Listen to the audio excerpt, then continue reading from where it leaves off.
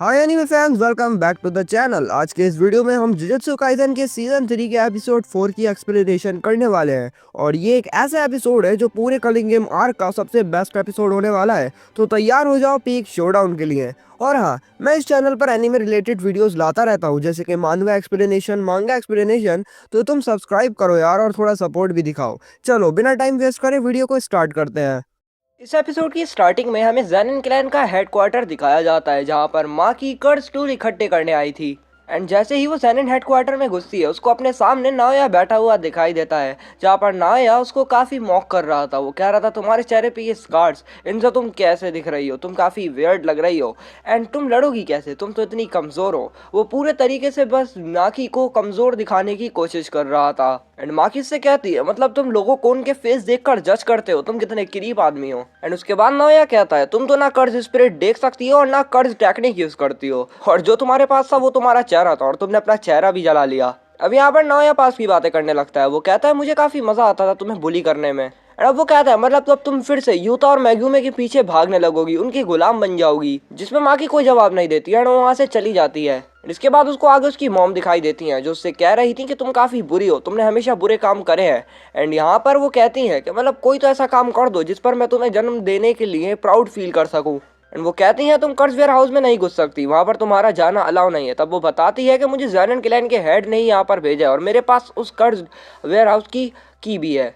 इसके बाद हमें कुछ दिनों पहले का सीन दिखाया जाता है, जहाँ पर मैग्यूमी और माकी कहीं पर बैठे हुए बातें कर रहे होते हैं। एंड यहाँ पर माकी मैग्यूमी को बताती है कि नाओबितो की विल की वजह से तुम्हें ज़ेनिन क्लैन का नेक्स्ट हेड चुना गया है। एंड ये सुनकर मैग्यूमी कहता है, इसकी कोई जरूरत नहीं है, मैं ज़ेनिन क्लैन का हेड नहीं बनना चाहता। एंड माकी इससे कहती है कि तुम्हें बनना पड़ेगा, नाओबितो ने तुम्हें पूरी ज़ेनिन क्लैन की जिम्मेदारी दे दी है। इसके साथ साथ तुम्हें ज़ेनिन क्लैन के सारे एसेट्स और कर्ज टूल भी मिल चुके हैं। मैग्यूमी कहता है, क्यों ना तुम बन जाओ हेड। तो वो मना कर देती है, कहती है मैं अब हेड नहीं बन सकती, और मुझे कोई एक्सेप्ट भी नहीं करेगा, और अब जिस हालत में मैं हूँ उस हालत में तो पक्का कोई एक्सेप्ट नहीं करेगा मुझे। जिसके बाद माकी उसको समझाने लगती है कि तुम हेड बनने के लिए परफेक्ट हो।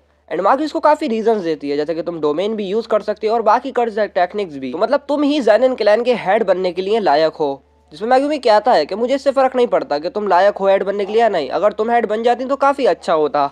माकी कहती है, मैं अब भी कोई ऐसी जगह नहीं बना सकती जहाँ पर माई सेफ रहे। जिसमें मैग्यूमी समझ जाता है कि ज़ेनिन क्लैन की हेड इसलिए नहीं बनना चाहती बिकॉज माई है। जिसके बाद हमें प्रेजेंट का सीन दिखाया जाता है, जहाँ पर माकी की माँ उससे चिल्ला चिल्ला कर कह रहे थे कि तुम वहाँ पर मत जाओ, लेकिन माकी उसकी बिल्कुल भी नहीं सुनती। जिसके बाद माकी उस कर्ज वेयर हाउस में घुस जाती है, जहाँ पर उसको दिखता है ऑगी ज़ेनिन, हाँ मतलब उसके डैड। जिसको ऑगी कहता है, यहाँ पर कोई कर्ज टूल नहीं है, मैंने उनको पहले ही यहाँ से हटा दिया है, और मैं जानता था तुम लोग कर्ज टूल को यहाँ तक ढूंढने आ सकते हो। जहाँ पर आगे खड़ा हुआ था उसके पीछे हम देखते हैं माई पड़ी हुई है, जो कि खुद यहाँ पर कर्ज टूल लेने आई थी। यहाँ पर सीन शिफ्ट होता है जिंजी, ज़ेनिन और नाओया के ऊपर, जो लोग बातें कर रहे थे कि कैसे उन्हें अपनी ज़ेनिन क्लैन का दबदबा बनाना होगा और अदर क्लैन से अपनी विल अच्छी करनी होगी। और ऐसा करने के लिए उन्हें सबसे पहले उन लोगों को मारना होगा जो उनके क्लैन के सख्त दुश्मन है, जैसे कि यूता, मैग्यूमी वगैरह और उसके सारे साथी। और अभी के टाइम पे गोजो सातोरो सील हुआ है, तो उनके लिए अच्छा मौका है कि वो उन लोगों को मार दे। एंड अगर उन्होंने उन लोगों को मार दिया तो इससे करने के लिए वो लोग हाईरप्स के सामने भी अपना दबदबा बना लेंगे। बिकॉज हाईरप्स ने एक ऑर्डर निकाला था, जिसने भी सातोरो गोजो को रिलीज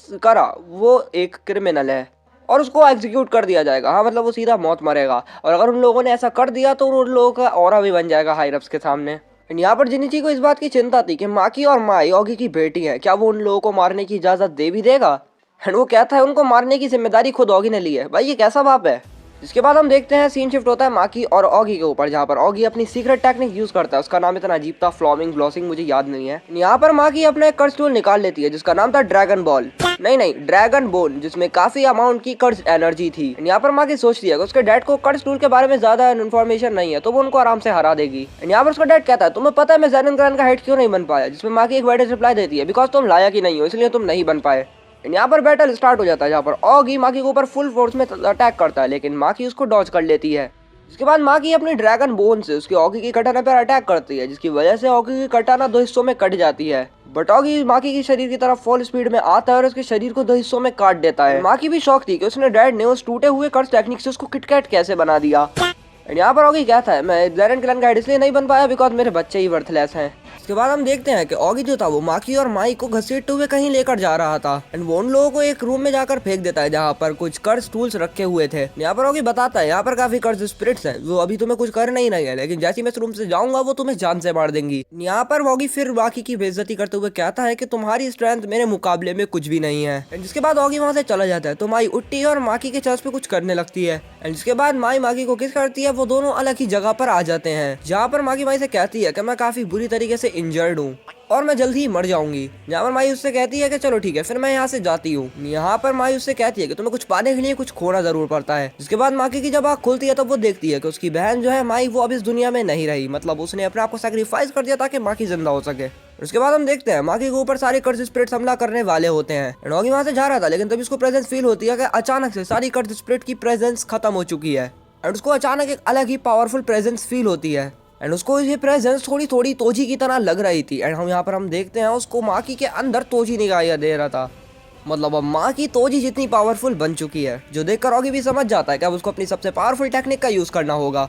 एंड जैसे ही ऑगी उसके ऊपर अटैक करने वाला था, लेकिन तब यहाँ पर पलक झपकते ही माँ की उसके सर को काट देती है। जिसके बाद माकी कहती है चलो फिर माँ इसको शुरू करते हैं। जिसके बाद जैन क्लैन में अलार्म बजाकर बता दिया जाता है कि माकी ने ऑगी को मार दिया है। तभी वहाँ पर एक सॉर्सरर आता है और वो ये बात जिनिची और नायो का बता देता है। इसके बाद पूरी जैन क्लैन असेंबल हो जाती है एंड वो सब लोग माकी को ढूंढने लगते हैं। इसके बाद हम देखते हैं माकी को पूरा कुकीरो यूनिट, हाँ मतलब एक ऐसे तरीके का यूनिट है जो कि मतलब एक मिलिट्री फोर्सेस टाइप है एंड वो सब लोग माकी को घेर लेते हैं। एंड तभी यहाँ पर माकी अपनी बहन की बातों को याद करते हुए बिल्कुल इटाची यूचिया बन जाती है। हाँ तुम समझ जाओ मैं क्या कहना चाहता हूँ। एंड वो अपनी क्लैन के जितने भी मेंबर्स हैं, कुकुरो यूनिट के जितने भी मेंबर्स हैं, उन सबको बड़ी बेरहमी से मारती है। अब तुम समझ गए हो कि मैंने उसको इटाची यूचिया से क्यों कंपेयर करा। एंड यहाँ पर माकी ने उन लोगों को इतने ब्रूटली तरीके से मारा था कि ये सीन देख के सच में मजा आ गया। जिसके बाद माकी उन सभी मेंबर्स को कुछ ही मिनट में खत्म कर देती है। एंड तभी वहाँ पर एक सॉर्सरर की एंट्री होती है जिसका नाम था चोजन। उसको देखकर माकी भी थोड़ा हैरान हो जाती है। इसके बाद वो सॉर्सरर जमीन से बड़े बड़े कर्ज स्पिरिट्स के हाथ निकालता है एंड माकी को बीच से क्रश कर देता है। जिसके बाद हम ज़ेनिन क्लैन के सबसे पावरफुल सॉर्सरर्स और कर्ज यूजर्स को हम देखते हैं, जिसमें था मादरा, जिनिची, रेंता और चोजीरो। इसके बाद हम देखते हैं माकी को कुछ भी नहीं हुआ था एंड वो सीधा उन लोगों के ऊपर अटैक कर देती है। फिर हम देखते हैं वो सब लोग माकी के ऊपर अटैक कर देते हैं, लेकिन माकी उन सबको खत्म कर देती है एंड साथ में चौधरी को भी मार देती है।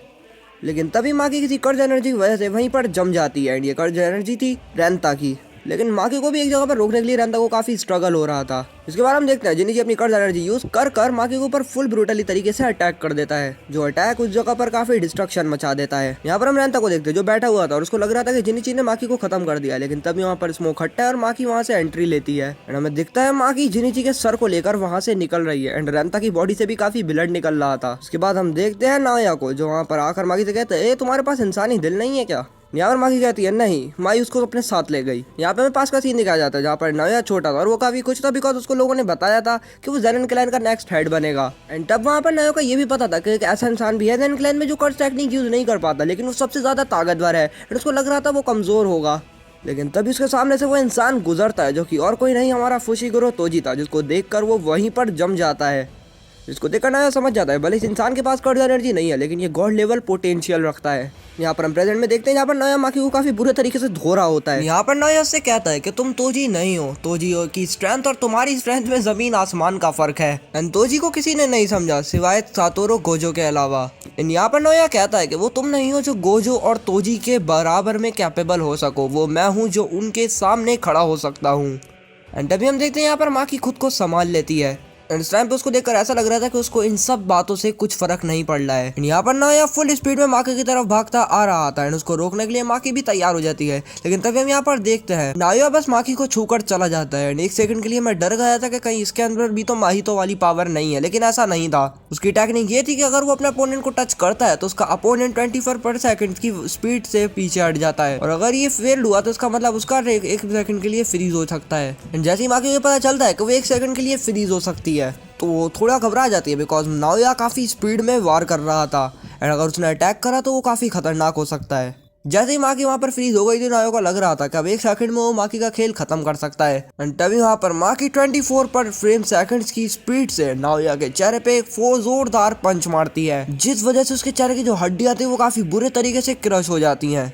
इस अटैक की वजह से हम देखते हैं नाया के चेहरे का शेप ही बदल चुका था। इसके बाद माकी अपनी मॉम को ढूंढने के लिए वहाँ से चली जाती है एंड माकी की मॉम उसको देखकर काफी ज्यादा डर गई थी हम देखते हैं माँ की अपनी माँ पर भी रहम नहीं करती और वो उन्हें मार देती है। इसके बाद हम देखते हैं नाया को, जो अभी मरा नहीं था, वो अभी जिंदा था और वो अपने आप को खुद को घसीटते हुए वहाँ से भाग रहा था। एंड नाया ये सोच रहा था कि उसको लगा माकी ने उसको मार दिया, लेकिन वो तो अभी भी जिंदा है। लेकिन उसके बाद वहाँ पर हम माकी की मॉम को देखते हैं, जो भी अभी पूरी तरीके से मरी नहीं थी, लेकिन उनकी हालत बहुत बुरी थी और उनके हाथ में एक छोटी सी नाइफ होती है।